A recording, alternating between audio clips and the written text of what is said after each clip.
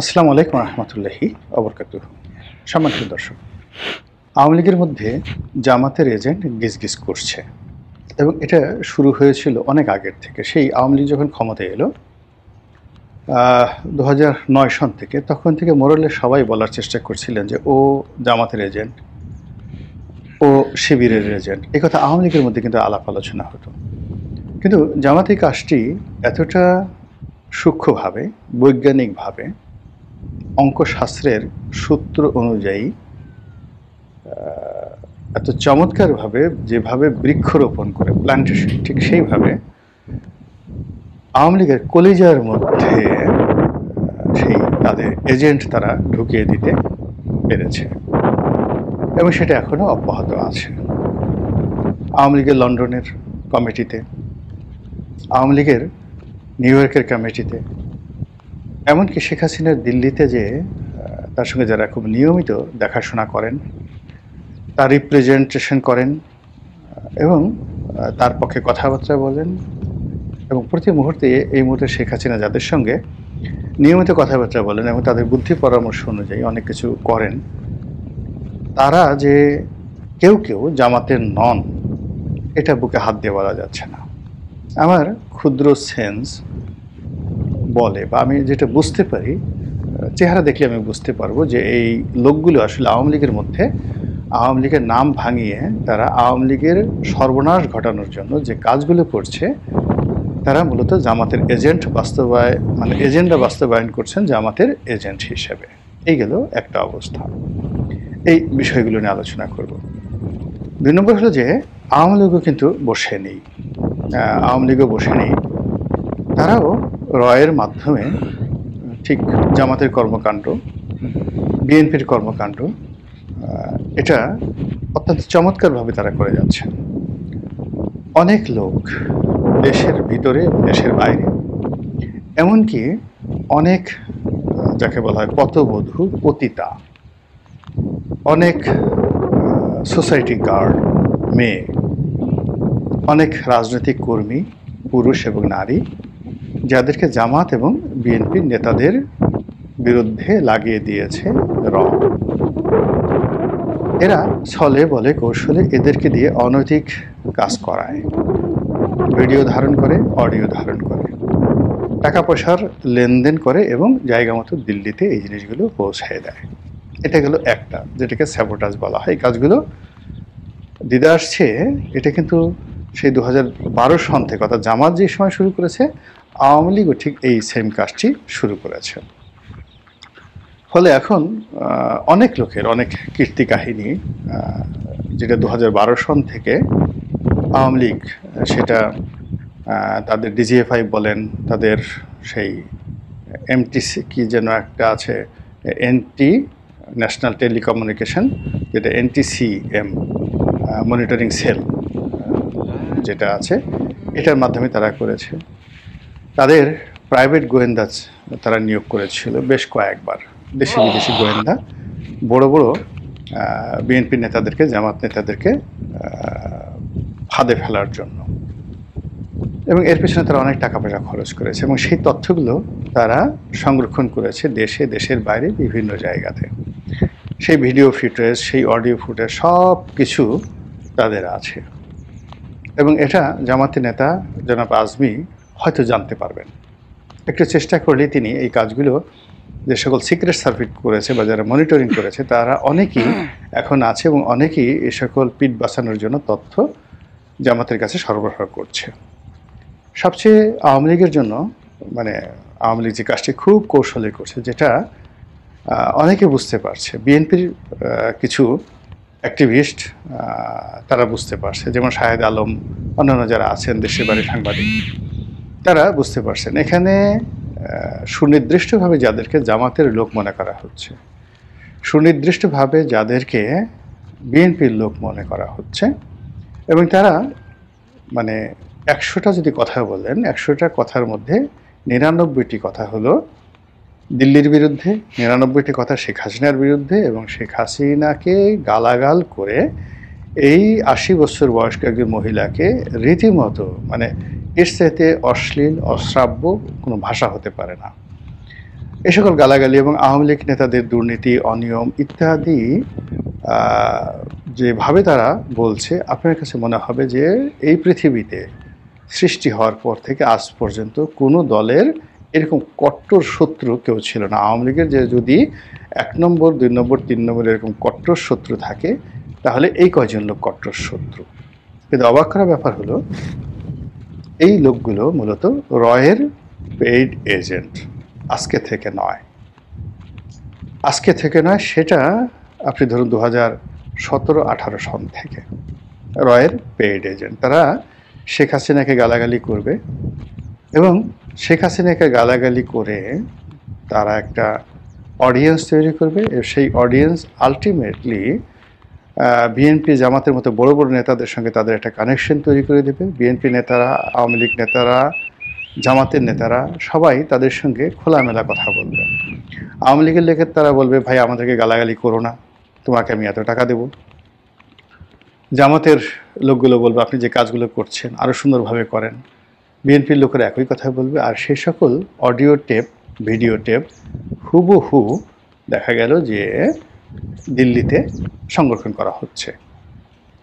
আর হঠাৎ করে একদিন দেখবেন যে সকালবেলা এই পুরো টিমগুলো তারা শেখ হাসিনার সঙ্গে বসে চা কফি খাচ্ছে এবং হাসাহাসি করছে। ঠিক এইভাবেই কাউন্টার ইন্টেলিজেন্স সিস্টেমটা সাজানো হয়। আপনারা যারা মাসুদ রানা পড়েছেন তারা এই ধরনের ঘটনা অহরহ জানেন, এভাবেই ঘটে থাকে। আপনারা যারা জেমস বন্ড দেখেন কিংবা অন্যান্য যে সকল যাকে বলা হয় এরকম গোয়েন্দা সিরিজগুলো রয়েছে, এমনকি আপনি কিরিটি রায়, ফেলুদা, সব জায়গাতে এরকম কাউন্টার ইন্টেলিজেন্স দেখবেন যে কাউন্টার ইন্টেলিজেন্সের মাধ্যমে 2012 সন থেকেই প্রবল আওয়ামী বিরোধী কিছু সোশ্যাল অ্যাক্টিভিস্ট, কিছু বুদ্ধিজীবী, কিছু লেখক এবং আমাদের সমাজে ঘুরে বেড়ায় কিছু মানুষ তৈরি করা হয়েছে যারা মূলত রয়ের এজেন্ট। এই কাজগুলো করা হচ্ছে। তারপর যেই জিনিসগুলো হচ্ছে সেটি হলো জামাতের যে লোকগুলো, জামাতের যে সমস্ত লোকজন যারা আওয়ামী লীগের মধ্যে ছিল জামাতের এজেন্ট হয়ে তাদের মধ্যে কিছু কিছু মানে লোভী যারা লোকজন রয়েছে, জামাতের তো সব লোক ফেরেশতা না, তাদের মধ্যে কিছু কিছু লোক আছে। আপনি চিন্তা করেন যেখানে হামাসের মধ্যে বেঈমান তৈরি করা গেছে এবং সেই হামাস যোদ্ধাদের সেই বেঈমান গ্রুপটির কারণে হামাসের ইসমাইল হানিয়ার মতো লোকজন মারা গেছেন ইসরায়েলের হাতে। ইরানের মধ্যে কাউন্টার ইন্টেলিজেন্সের বেঈমান তৈরি করা হয়েছে এই এত বড় একটা যুদ্ধের মধ্যে। সেই তারা ইসরায়েলের সাথে যোগাযোগ রক্ষা করেছে এবং ইরানের প্রেসিডেন্টের মতো তাদের সেই যাকে বলা হয় সামরিক বাহিনীর সবচেয়ে ইফেক্টিভ যে কর্তাগুলো আছে তাদেরকে টু দি পয়েন্ট হত্যা করার জন্য যত তথ্যপাত্র এই ইরানের সেনাবাহিনীর কর্মকর্তা, বুদ্ধিজীবী, সাংবাদিক, লেখক, নারী কর্মী মানে নারী অধিকার কর্মী, মানবাধিকার কর্মী, এনজিও কর্মী, তারা এই কাজগুলো করেছে। তো যেখানে সৌদি আরবের মতো জায়গাতে, ইরানের মতো জায়গাতে যেখানে কথার 19-20 হলে কল্লা কেটে ফেলা হয়, সেখানে যদি এই ধরনের কাউন্টার ইন্টেলিজেন্স থাকতে পারে তাহলে জামাতের যেই লোকগুলো আওয়ামী লীগের সঙ্গে মিশেছিল ধরুন 5,000 লোক, তার মধ্যে 50 জন লোক যে জামাতের সাথে বেঈমানি করেনি এবং জামাতের গুপ্ত খবরাখবর আওয়ামী লীগকে জানায়নি, এটা বিশ্বাস করার মতো নির্বুদ্ধিতা আর নেই। তার ফলে কি হলো, অনেক জায়গায় দেখবেন জামাত একটা গোপন বৈঠক করছে কিংবা অনেক জায়গাতে জামাতের মহিলা কর্মীরা গোপন বৈঠক করে, যেটা কেউ জানার কথা না। কিন্তু সেই 2014 থেকে একেবারে 25 পর্যন্ত 10 বছরে ডিবি মনির, ডিবি হারুন সেখানে গিয়ে উপস্থিত এবং তাদেরকে সদল বলে সেখান থেকে গ্রেপ্তার করা হয়েছে, একদম নিখুঁতভাবে গ্রেপ্তার করা হয়েছে। এটা কোনো অবস্থাতেই কাউন্টার ইন্টেলিজেন্স ছাড়া সম্ভব নয়। এমনকি বিএনপির যে গোপন কথাগুলো সেটাও আওয়ামী লীগ জেনে গিয়েছে। ফলে কি হলো, আমাদের রাজনীতির যে সহজ সরল পথগুলো রয়েছে, রাজপথের আন্দোলন, ভোটারদের মনোরঞ্জন, ব্যালট বাক্স পূর্ণ করা দলীয় সমর্থক দ্বারা, এগুলো তিরোহিত হয়ে গেছে। এখন কে কত এজেন্ট নিয়োগ করতে পারে, কে কত চক্রান্ত করতে পারে, এবং কে কত 2 নম্বরই করে সফলতা অর্জন করে ক্ষমতা আসতে পারে, এই প্রতিযোগিতা রাজনীতির যে চিরাচরিত যে ফরমেশন বা চিরাচরিত যে গঠনতন্ত্র তার সঙ্গে কন্ট্রাডিক্ট করছে। ফলে পুরো জনপদ টেকনাফ থেকে তেঁতুলিয়া পর্যন্ত মানুষের অভ্যাস পরিবর্তন হয়ে গেছে, মন মানসিকতা পরিবর্তন হয়ে গেছে, মানুষের বীরত্ব উধাও হয়ে গেছে, পরিশ্রম করার স্পৃহা চলে গেছে। সেখানে পরিশ্রম করার পরিবর্তে চুরি করা, কাজ করার পরিবর্তে ঘুষ খাওয়া, তারপর গবেষণা করার মানে প্র্যাকটিক্যালি গবেষণা করবে, চিন্তা করবে, ভাবনা করবে, এগুলোর পরিবর্তে অধিক কল্পনা করা, তারপরে যাকে বলা হয় খিস্তি খাওয়ার করা, অভিশাপ দেওয়া, এগুলো কিন্তু আইএমএ জাহিলিয়াতের যে লক্ষণ, মূর্খদের লক্ষণ, অজ্ঞদের একটা লক্ষণ। যখন আপনি এই কাজগুলো করতে থাকবেন, আমাদের এই সমাজে মানুষ সারাদিন পরিশ্রম না করে সে দাঁড়িয়ে দাঁড়িয়ে চিন্তা করবে, এই লোকটা এত সুন্দর গাড়ি কিনলো কী করে, এই লোকটা এত সুন্দর কথা বলে কী করে, এই লোকটা এইভাবে সুন্দর লিখে কী করে, এই লোকটার এত সুন্দর একটা বাড়ি হলো কী করে। তো এই জিনিসগুলো সে চিন্তা করে এখন তারপর সে দ্বিতীয় ধাপে চিন্তা করে এগুলো পাওয়া যায় কী করে, তাহলে তার মেয়েটাকে কি ভাগিয়ে নেওয়া যায়, তার স্ত্রীকে কি বিপদগামী করা যায়, তার সন্তানটিকে কোনো মতে বিপদগামী করে মাদক আসক্ত করে তার মাধ্যমে কি এই যে বিশাল সহায় সম্পত্তি এগুলো হস্তগত করা যায়। এই যে চিন্তাগুলো আমাদের সমাজে একেবারে ভাইরাসের মতো বেড়ে যাচ্ছে, যা কিনা প্রথমে পরিবার, তারপরে সমাজ, তারপরে রাষ্ট্র এবং রাজনীতি সবগুলোকে রীতিমতো যাকে বলা হয় একেবারে ক্যান্সারের মতো, ভাইরাসের মতো আক্রান্ত করে ফেলেছে। আর সেই দিক থেকে সব রাজনৈতিক দলগুলোই অনেকটা যুদ্ধের ময়দানে যাওয়া হয় প্রতিপক্ষের খবরাখবর নেওয়ার জন্য। তারা গুপ্তচর নিয়োগ করে এবং গুপ্তচরের পেছনে অনেক টাকা খরচ করে। এখন কেবল সরকারি গুপ্তচর নয়, প্রত্যেকটা বড় বড় রাজনৈতিক দল যারা আছেন তারা সবাই গুপ্তচর নিয়োগ করেছে। যার যত টাকা, যার যত ক্ষমতা, সে তত বেশি গুপ্তচর নিয়োগ করেছে। এবং একজন মানে গুপ্তচর যে ক্ষেত্রে অনেক সময় ডবল স্ট্যান্ডার্ড হিসেবে বা ডবল এজেন্ট হিসেবে কাজ করছে। জামাতের এজেন্ট হয়তো বিএনপির হয়ে কাজ করছে, বিএনপির এজেন্ট হয়তো জামাতের হয়ে কাজ করছে, আওয়ামী লীগের এজেন্ট হয়তো বিএনপির হয়ে কাজ করছে। আর এতে করে দলের মধ্যে বা দলগুলোর মধ্যে পারস্পরিক মারামারি, হানাহানি গত 14 মাসে যে পরিমাণ বেড়েছে, এটা গত 50 বছরও হয়নি। এগুলোই কাউন্টার ইন্টেলিজেন্সের কানাকানি কথার কারণে, কূটনামির কারণে। আমি যেটা বলছিলাম যে আওয়ামী লীগের মধ্যে জামাতের এজেন্ট গিজগিজ করছে।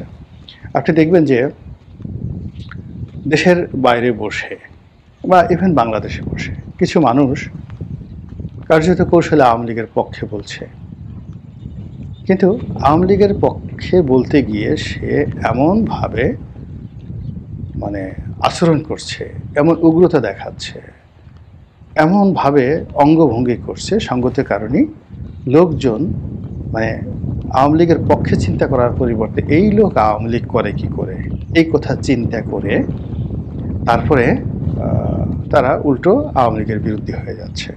দেশের বাইরে কয়েকজন অনেক আগের থেকে, বিশেষ করে লন্ডনে, আমেরিকাতে যারা আওয়ামী লীগের পক্ষে কথাবার্তা বলেন এবং অনেক আওয়ামী লীগের কমিটিতে আছেন, এবং তারা দৃশ্যত মনে হবে এই মুহূর্তে আওয়ামী লীগের জন্য তারা শহীদ হতে রাজি বা ইচ্ছুক। তাদের সাথে সাহসী মানুষ আওয়ামী লীগে নেই, এমনকি শেখ হাসিনার চাইতেও তারা বেশি আওয়ামী লীগ করেন। এরকম কয়েকজন আমি স্পষ্টভাবে জানি যে এরা সেই 2010-11 সন থেকেই শিবিরের এজেন্ট রূপে সেই আওয়ামী লীগের ভিতরে ঢুকেছে, আর এখন পরিপূর্ণভাবে মহীরূপে বট বৃক্ষে পরিণত হয়ে আওয়ামী লীগের নীতি নির্ধারণী পর্যায়ে পৌঁছে গেছে। মুখে খোঁচা খোঁচা দাড়ি, উগ্রতা এবং অশ্লীল শব্দ। একটা জিনিস দেখবেন যে আওয়ামী লীগের লোকজন এমনি যাই হোক না কেন মেজাজ গরম, কিন্তু ওইভাবে কিন্তু আওয়ামী লীগ বা বিএনপির লোকজন গালাগালি করতে পারে না। যাদের মুখের ভাষা খারাপ, কথায় কথায় উগ্রতা দেখাচ্ছে, গালাগালি করছে, চোখ দুটো গোল গোল করে ফেলছে, ধরে নেবেন যে এদের রক্তের মধ্যে রাজাকার আলবদরের বীজ আছে এবং এরা বংশ পরম্পরায় রাজাকারী নীতি আল বদরি নীতি আর শামসের যে নীতি, এই নীতিমালা দ্বারা বেড়ে উঠেছে। ফলে সে সকল লোক মসজিদের ইমাম হোক, সে সকল লোক মন্দিরের পূজারী হোক, আলটিমেটলি এরা সেই রাজাকারের যে ধারাবাহিকতা, সেই ধারাবাহিকতা তারা বজায় রাখে। আওয়ামী লীগের যদি আইডেল ধরেন,